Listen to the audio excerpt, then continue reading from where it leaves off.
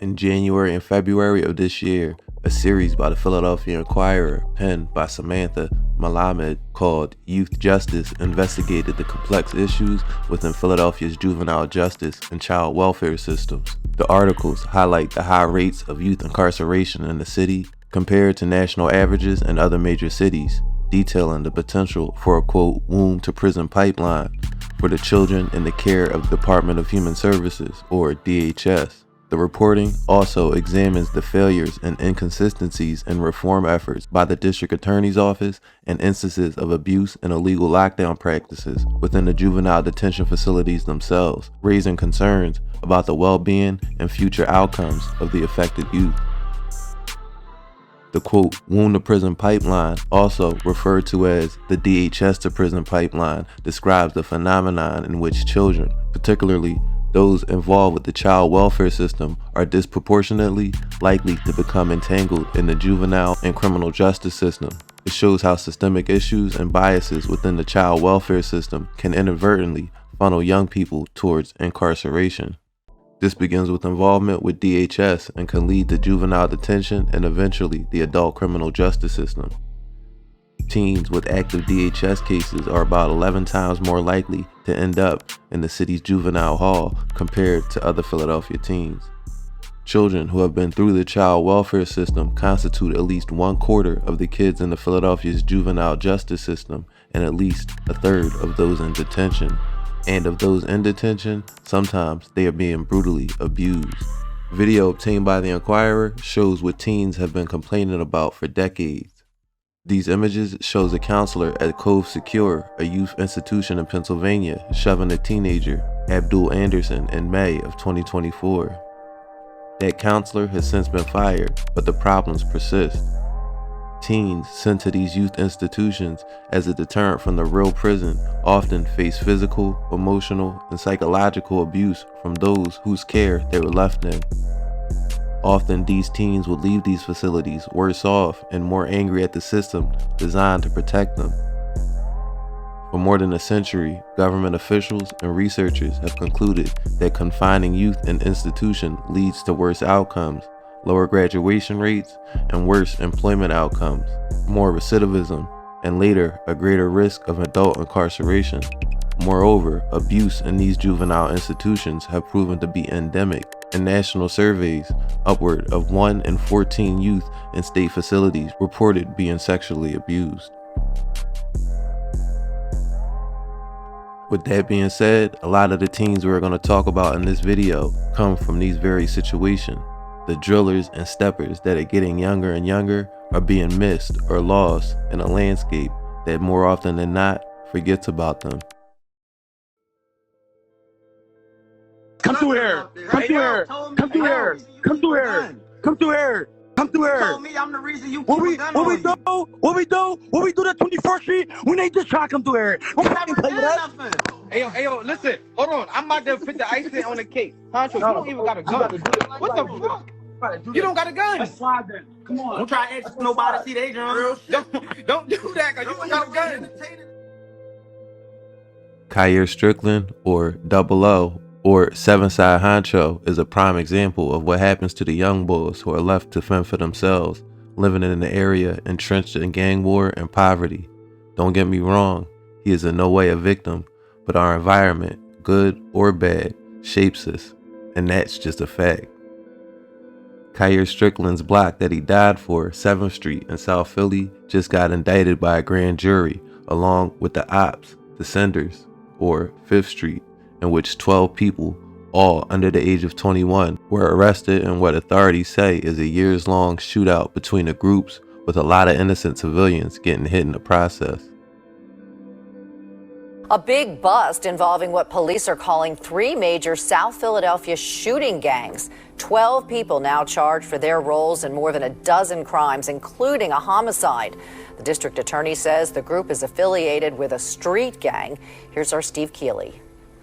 Kids, these are young people doing horrific things. The kids, all but this one, locked up and held on bail as high as $12.5 million. The horrific things they're accused of: murder, shooting 26 people, and carjacking others to use those cars in shootings, with victims as young as a 2-year-old. Police say shootings committed by members of 3 rival gangs, with members as young as Little League baseball team members. The shooters are getting younger. The shootings are no longer just neighborhood-based. And the guns that they're using are from the illicit gun trade, the straw purchasing and gun trafficking that we've been fighting against. Javon Solomon is now 16 and wanted for a shooting when he was just 14, 2 years ago, here on the 700 block of Jackson Street, among the mapped-out long list of shootings that began 4 years ago in an almost nonstop retaliation mini-war that these so-called kids saw as a kid's game, a veteran detective says. A lot of these young kids think it's a game. On social media, they compare it to a basketball game. And how that works is for every shooting victim, they say they have a point. It's really, honestly, just a game to them. And it's now game over for many of those arrested and not seeing the outside again for a long, long time, with astronomical bails set in proportion to the astronomical mayhem they're all charged with. Like Eli Simmons, now 19, charged with shooting 16 different people in 9 different incidents, starting when he was just 15 years old.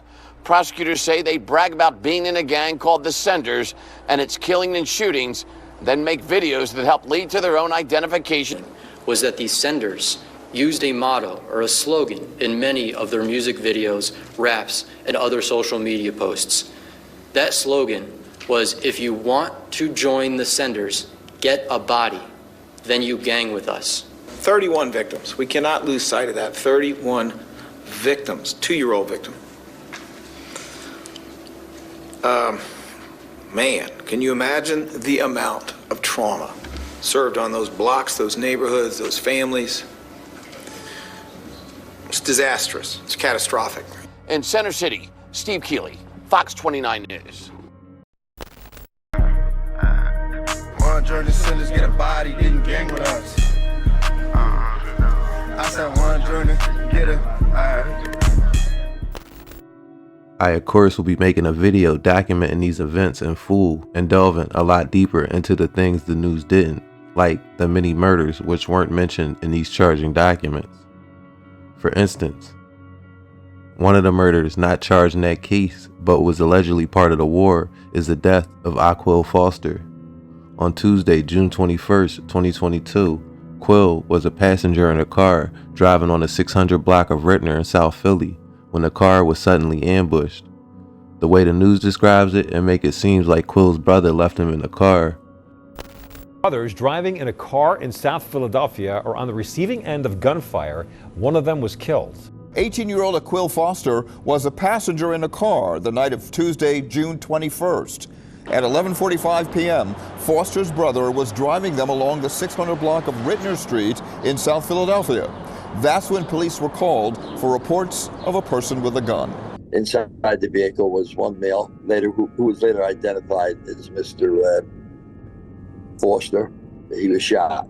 Medics took him to the hospital where he died at 1:18 a.m. The brother was not injured. At the scene, officers recovered 12 9mm shell casings.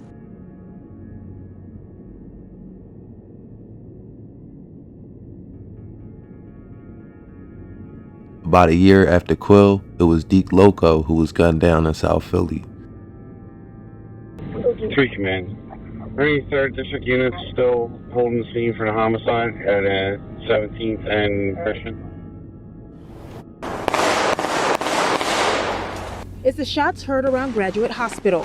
This family with the stroller seen running for cover. The target of the bullets, an 18-year-old, police say was walking down the street with at least 5 other people, including a youth counselor. The teen ambushed at the intersection of 17th and Christian Streets just after 7 p.m.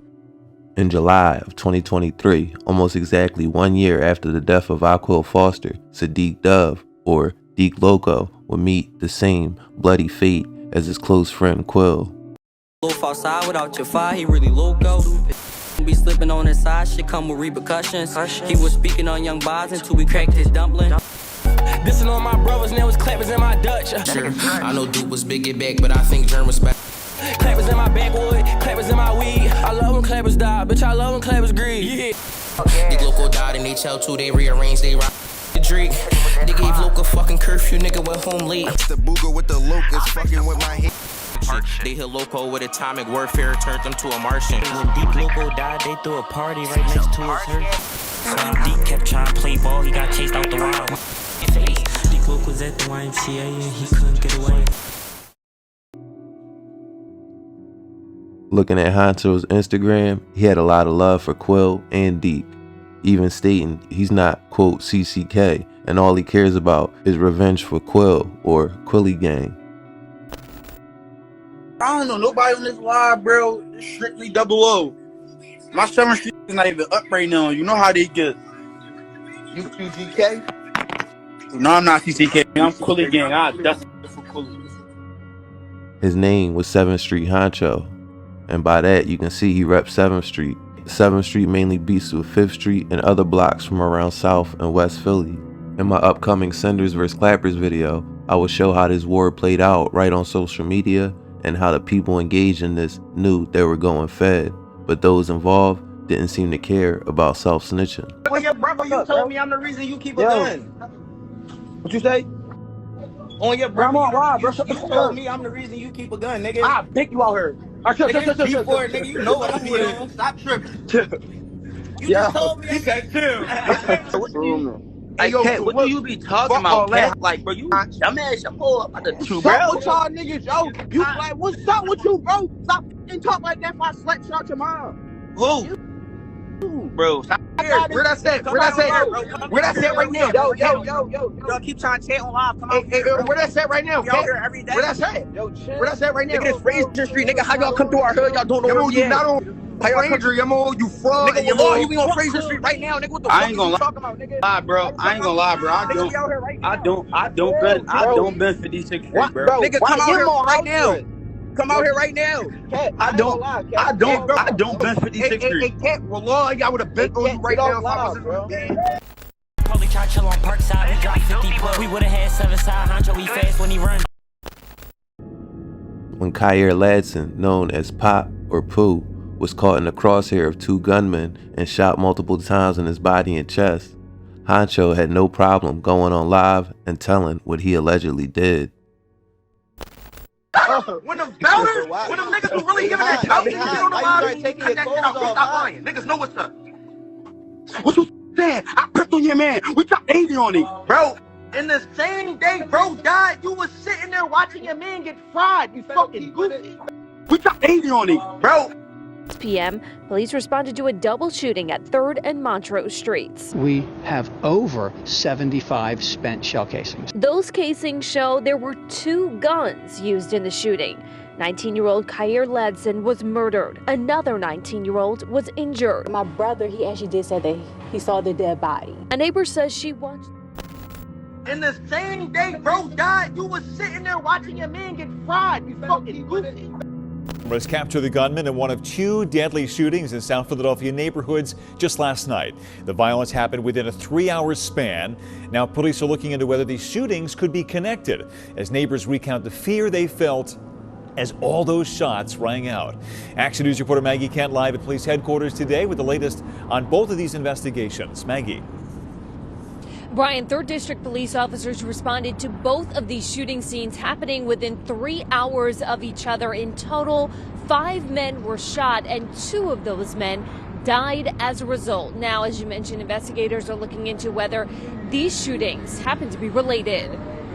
2 gunmen, one wearing a white hoodie, the other a black hoodie, seen on surveillance video opening fire on the corner of 7th and Daly Streets Thursday night. All the while, terrified bystanders crouch behind cars. We hear the sound. Dun, dun, dun, dun. 3rd District Police found more than 60 shell casings at the scene. 11 of those were found inside the Chinese takeout shop on the corner. The owner took cover in the back. I see the 3 people lay down on the floor.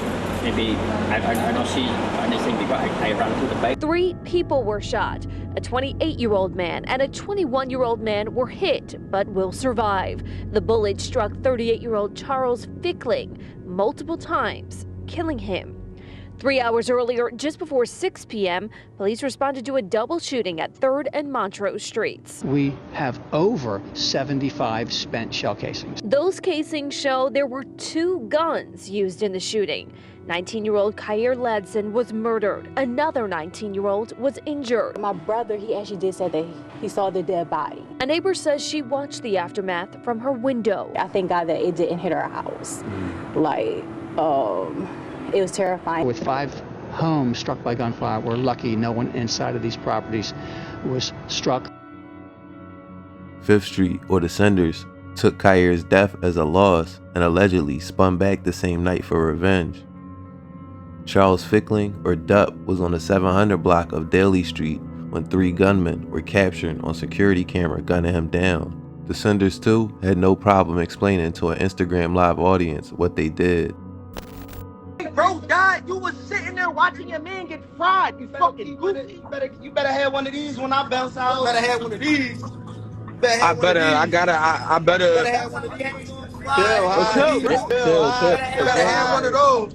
And we clicked up. Nigga, your old head called down the deck. Please stop down 7th Street. Please stop down 7th Street. We want to get some.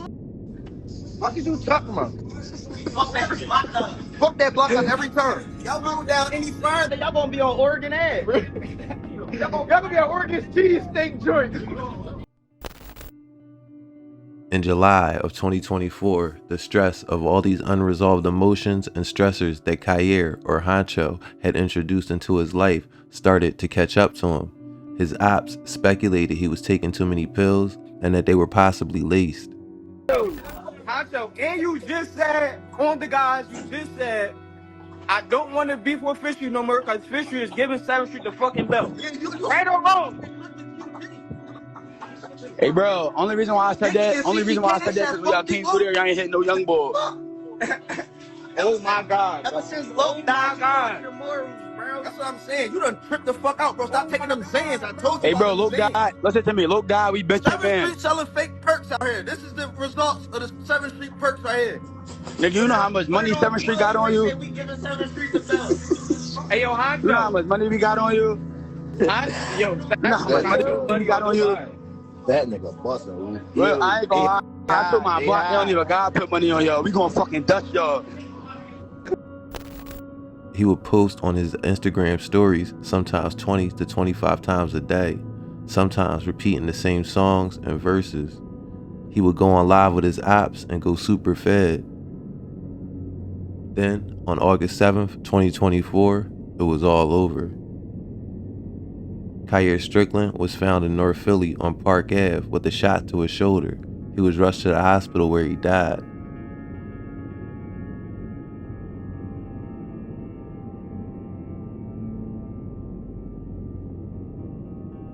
This most likely was not the Senders, as they haven't claimed it, and Kyer was way out of bounds when he was killed. Bitch, I'm booted off the shots like where them V's at. Nigga, just a gang up on the line, now look where he at. We would've had 7 side Honcho, we fast when he run. It's a glizzy with a switchy, that's automatic. By my brother, it's whatever. Nigga told y'all we gon' back him. Bitch, I'm with my LMGs. We gon' face you 1v1, little nigga, we gon' let it squeeze. Think it's funny, that shit get graphic. Now if you move too smart, he be the last man standing. My LMG steady bending for the guys, trying to catch a basket. Said nigga, I'm young and crank, I'm trying to slide, but bro gon' tell me chill, free shit. He did the right thing, but they still gave him wood. But I don't like to get dressed, we dress niggas up. Trolling about that bus shit, code up to him, we turned them angel dust. Come through banging on my switch, watch how I break the glass. And they ain't slide for LM4, they left him in the past. Nigga. Bust that little bro, you the ticket, don't let these niggas take your life. But they got me T, cause these niggas keep dissing. He was speaking on right now, little cat missing. LMG is a group of kids from West Philly who banded together over the tragic loss of their friend Little Mir, who was killed back in 2021. Tamir Brown was gunned down while sitting in a car with 3 other people. Naquan Smith was also killed while 2 other 19-year-olds were injured. Amin Hurst from 616 or the Fixers collaborated with YBC members to rob and kill members of the Campers and LMG. Amin was charged and convicted in the death of Lil Mir, along with a slew of other crimes related to the war between 616, the Campers, and YBC. Hurst was sentenced in November of 2024 to 55 to 110 years of state incarceration. Shiz made this job. Along with Lil, man. Niggas talk that shit steady high. Not to mention, I just did some crazy shit. I'm out the jam. Don't try to run when I pop out, cause bitch, I'm known for hitting head. This snitch is dress. Y'all made this shit little shit. I put the bitch back. My homie died an hour later. Niggas know that we got back. Go ask about the and I forgot about little shit. They had him screaming out my neck. And fuck the eyes. So fuck you now, bitch. I'm gon' stand on what I said. Man, fuck the eyes. Them niggas pussy know what's up with us. We smoking shit, you say you name, you know they watching us. Look, your body bag. We done zip him up, we got your man in the body bag. We got bad for law, I tell little bro it's time to match. And I'm on the race, I'm about to go hop in my act.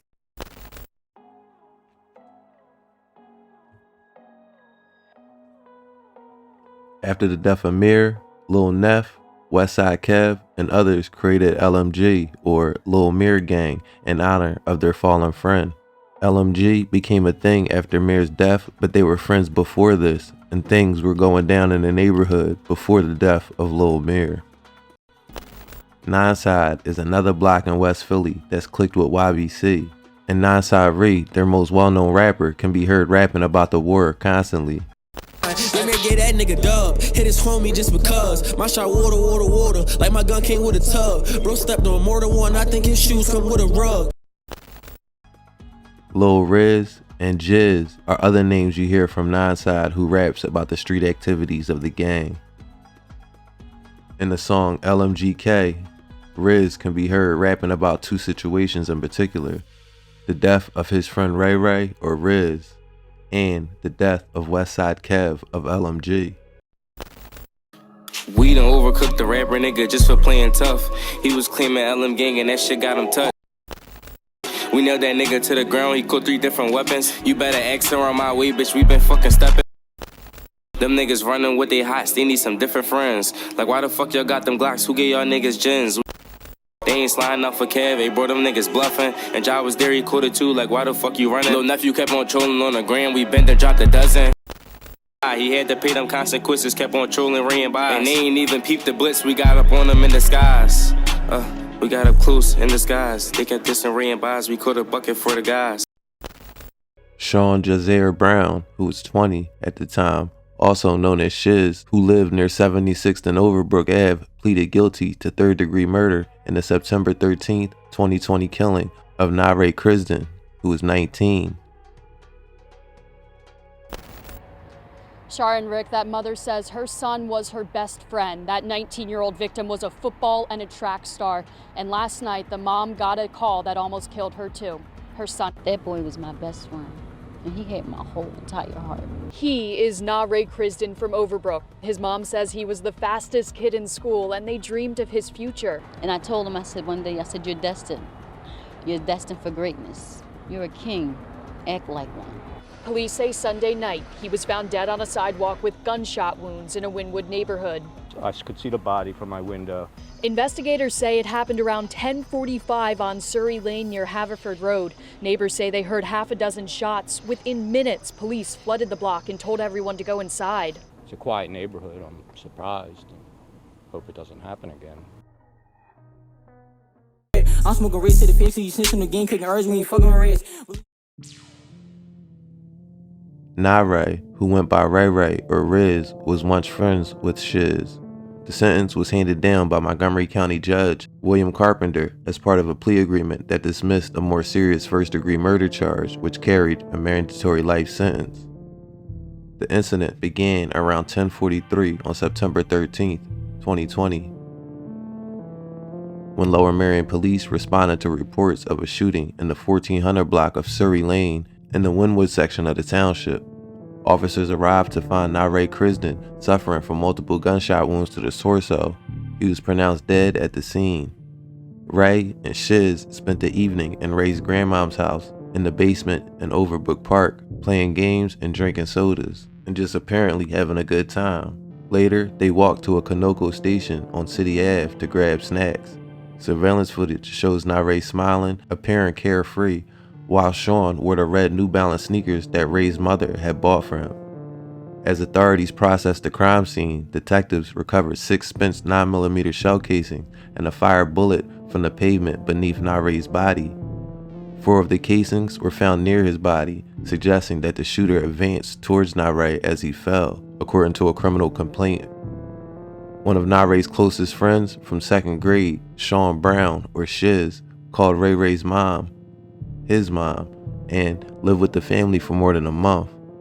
Nare's mom and grandmother fed and dressed Shiz and gave him spending money and registered him for school, according to the family. Investigators ruled out robbery as a motive as Ray Ray's cell phone and other personal belongings remained at the scene. A county ballistics expert later determined that all 6 shell casings, along with the projectiles found at the scene and in Nare's body, came from the same gun.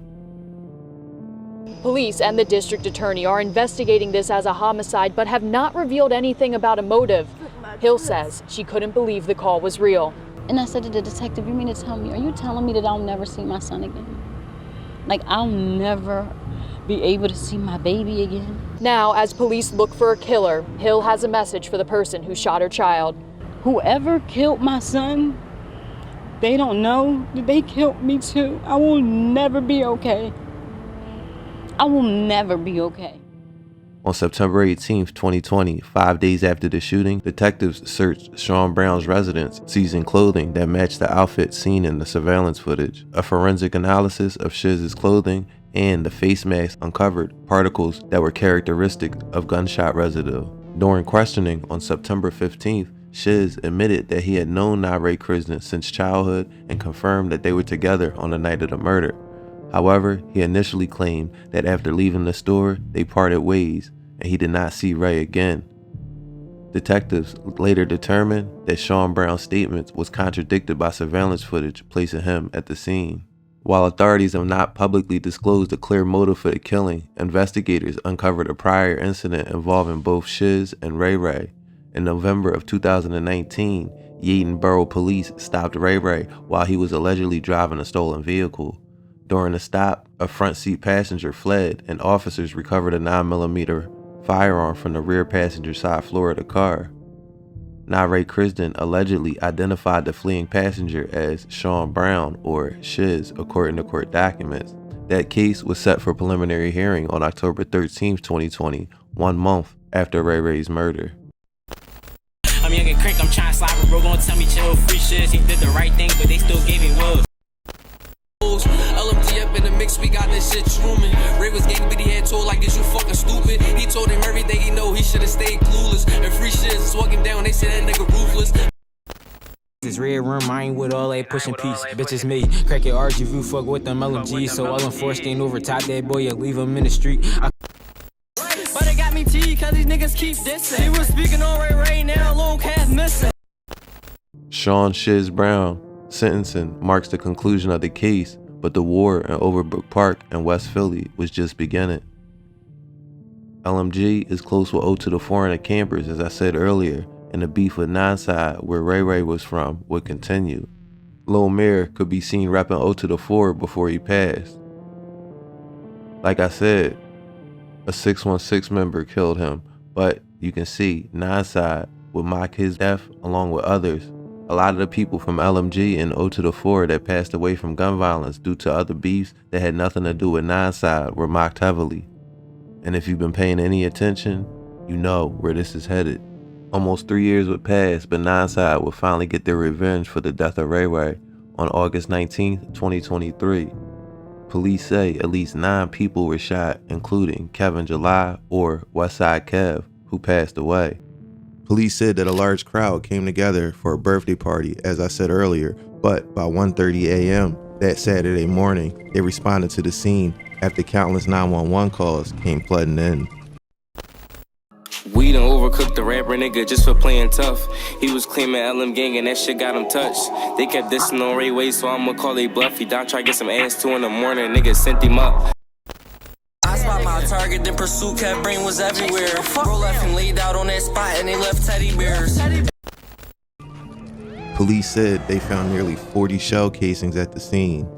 The man who died was 19-year-old Kevin July. Kev lived near 58th and Alter in West Philly. Kev was close friends with Lil Mir from 0 to the 4. I can get you hit, my niggas really kick the bank shit. This and all of that shit'll really get your brain split. See my young nigga on the news, that shit hurt harder than a bruise. My niggas plotting to get back, so ain't no way that we could lose. Breaking right now on CBS News Philadelphia. Philadelphia police tell us 7 people were shot in West Philadelphia early this morning. One of those people has now died. Investigators tell us the gunfire broke out on Creighton Street near Wyalusing Avenue. Numerous gunshots heard in the area. There was a small party in the block. The victims were rushed to Penn Presbyterian Medical Center with gunshot wounds. Police tell us nearly 40 spent shell casings were found there at the scene. So far, the identities of the victims have not been released, and so far, not much information has been released about any suspects. Keep it right here on CBS News. Once you say my homie name, no coming back, man, that shit up, that's how it go. How you saying Kev name, you ain't hopping a ride. We spin your crib like every day, boy, you don't be outside. And when you outside, you take pics and go right back inside. Like drop your low, you scary bitch, why you keep trying to hide? Melodies. Yeah, I like this, and we the ones, bitch, we could back it. 4 niggas jumped out on the 9 trying to get a basket. Them niggas, they was lacking, shots went off, they started scrambling. Don't let us get up close, them LMGs gonna let you have it.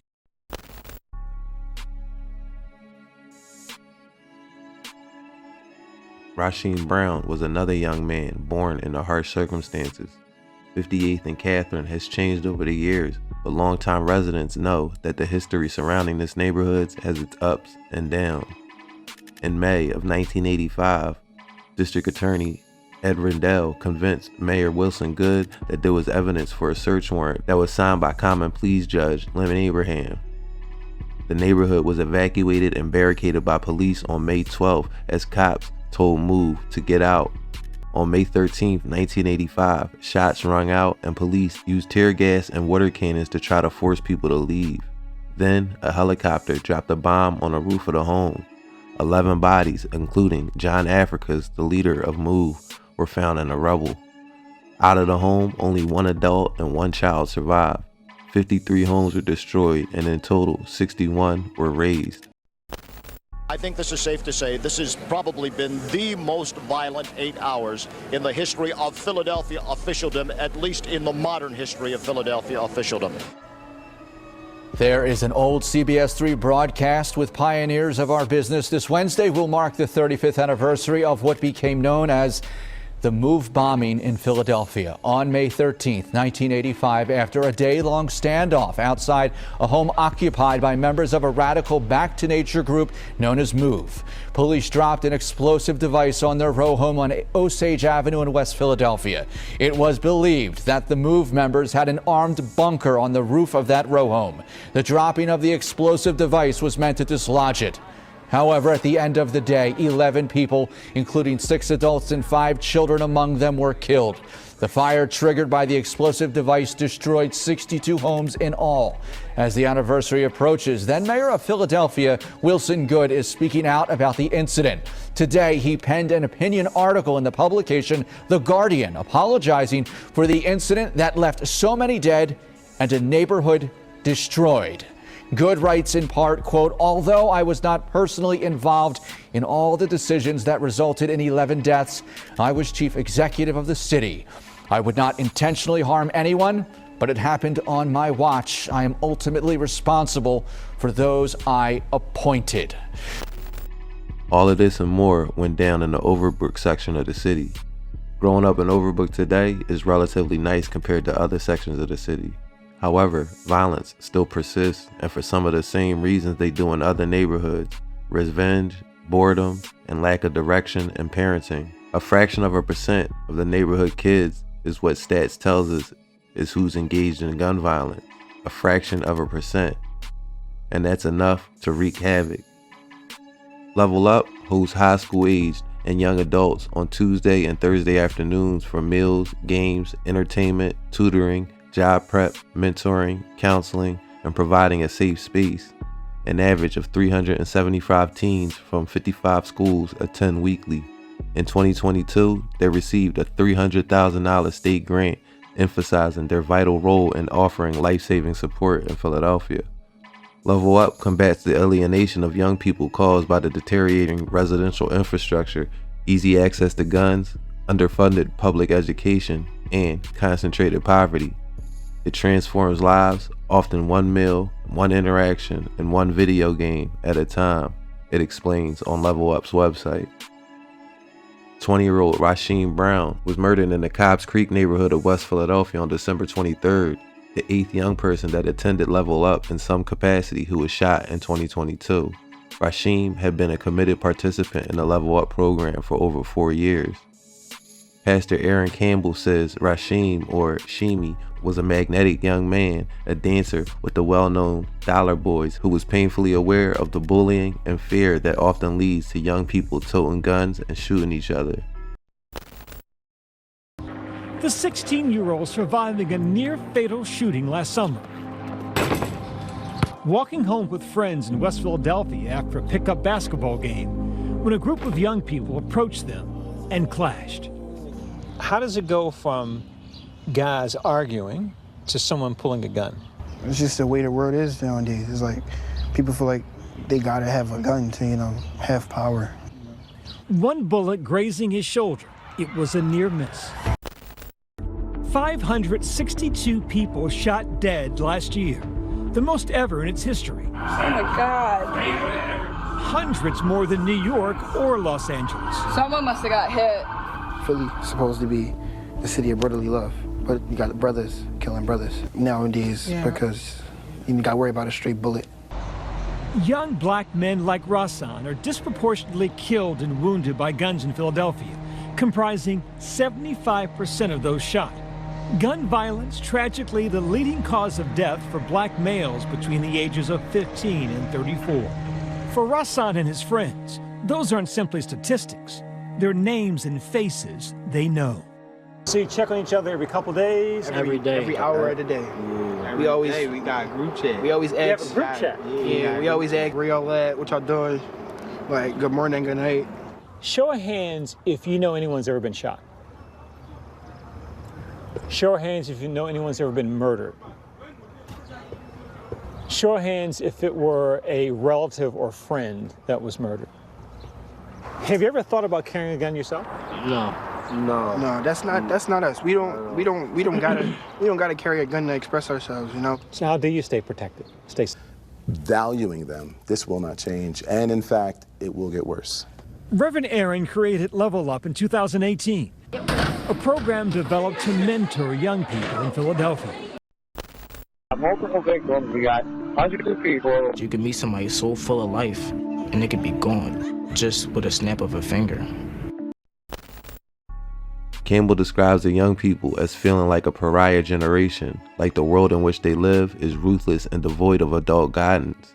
This resonates. So often, young people are accused of being nihilistic, rejecting all moral and religious principles.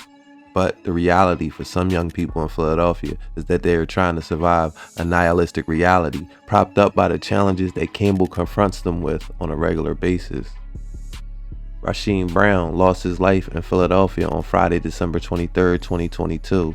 At 7:36 p.m., Philadelphia police officers responded to the 5800 block of Catherine Street. Upon arrival, officers located Sheem lying in the street. He was suffering from multiple gunshot wounds. Medical personnel arrived and pronounced Sheem deceased at the scene.